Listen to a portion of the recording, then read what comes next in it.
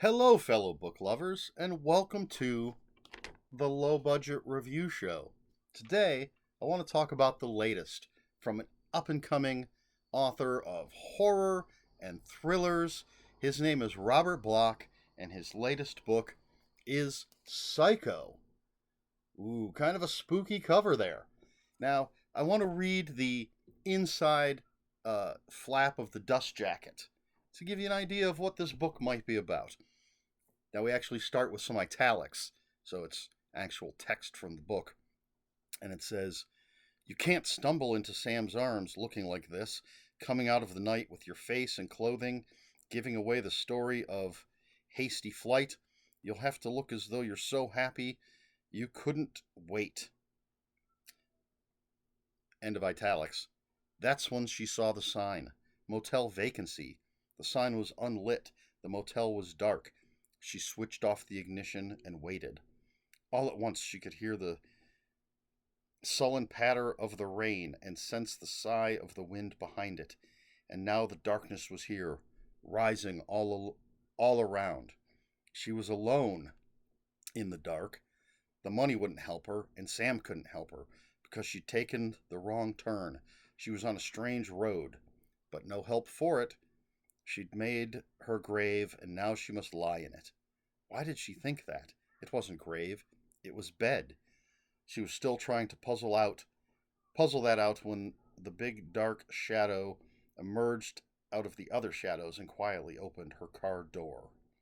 Warning: this book is not to be read at night, especially if you are alone, especially not at night. So that's my terrible reading of the inside flap. Um, Kind of a beat up copy that I was reading from. So that's kind of your nutshell, although it doesn't really tell you too much about it. For those of you who maybe don't want to hear the entire review, I'll tell you right now, I gave this 5 out of 5 stars. I thought it was absolutely fantastic. I think this has the potential to become a classic. So, what we have here is a thriller. Some might call it horror, some might call it a mystery. We're actually introduced at the beginning of the story to a character named Norman Bates. I believe he's in his 30s. He's overweight. He's balding. He's wearing glasses, and he's sitting in the parlor of his home on a little hill above the Bates Motel, and he's reading a book. His mother comes in. They have an argument. So we learn very early on of this contentious relationship between Norman and his mother. And then there's a buzzer, some sort of little alarm that indicates someone has pulled up to the motel, excuse me. And then we cut from there to meeting Mary Crane. And we learn who she is, what she's doing, why she's on the road. And I'm not going to go into that. I don't want to spoil anything about this story because it's incredibly well written. It's incredibly suspenseful. It has plenty of twists and turns. And I don't want to give anything away. But we've meet Mary Crane, and as we've learned from the inside flap of the book, she has arrived at the Bates Motel. And that's when things start to get dark, start to get suspenseful, start to get twisty and turny. And I don't know if it's a spoiler to say that there's a missing persons element to the story, and we're introduced to some other characters who are looking for someone who's been missing for about a week or so, and everything's sort of going to converge at the Bates Motel. So as I said, this is very, very well written. Robert Bloch, I think he's going to go places. This is, again, a very suspenseful book. And I like the technique that Robert Bloch uses in the writing, where, and I've seen it elsewhere, but he uses it very well, where we might, in a chapter, we're following two characters. Or let's say we're following a character and they meet another character. And so we're following these two characters now in this chapter. and at the end of the chapter they split off, and then in the next chapter we're following, say, character A and what they're doing now that they've split off from character B, and we get quite a bit of what they're doing.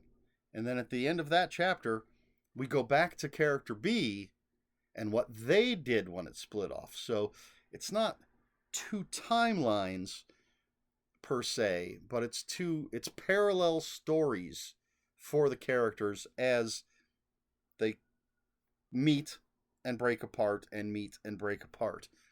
And so you see what one character goes through and then sort of jump back in time a little bit to see another character and what they're going through at the same time as what we've already read, and it will eventually merge and usually bypass where we ended with that other character. Hopefully this is making sense, but it's a very, very effective technique.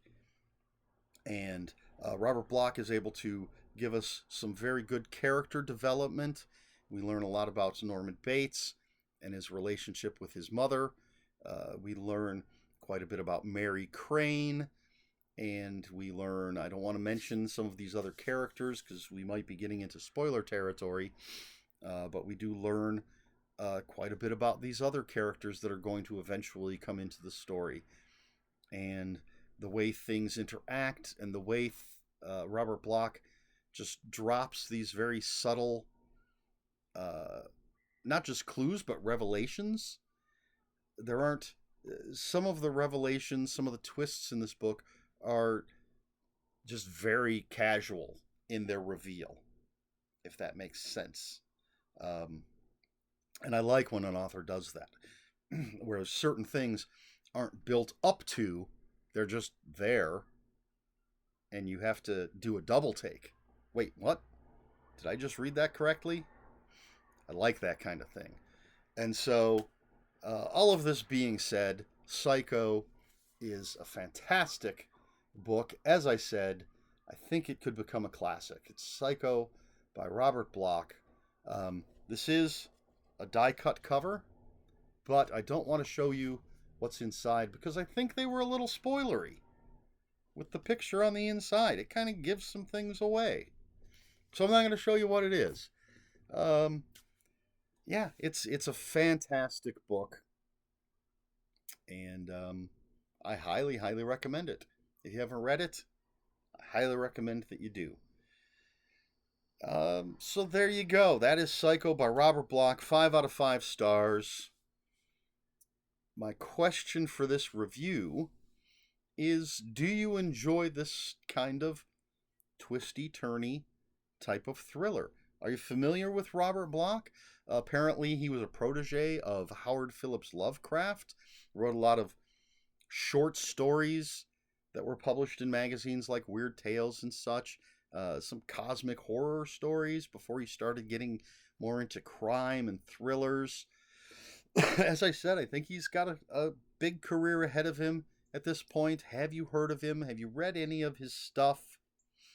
Let me know your thoughts about Robert Bloch. Let me know if you've already read Psycho and what you think of it.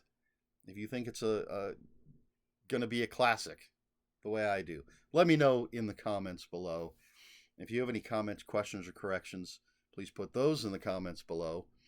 As always, comments are open for spoilers. Just post a spoiler warning. We try to be polite here at the Low Budget Review Show.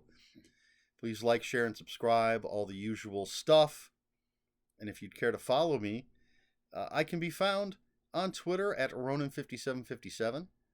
On Instagram, it's Eric Smith 5757. That's Eric with a K. ERIKSMITH 5757. And on Blue Sky, it's at EL Smith. That's all I've got for you. This has been the Low Budget Review Show. I have been Eric Smith. And until next time, read more books.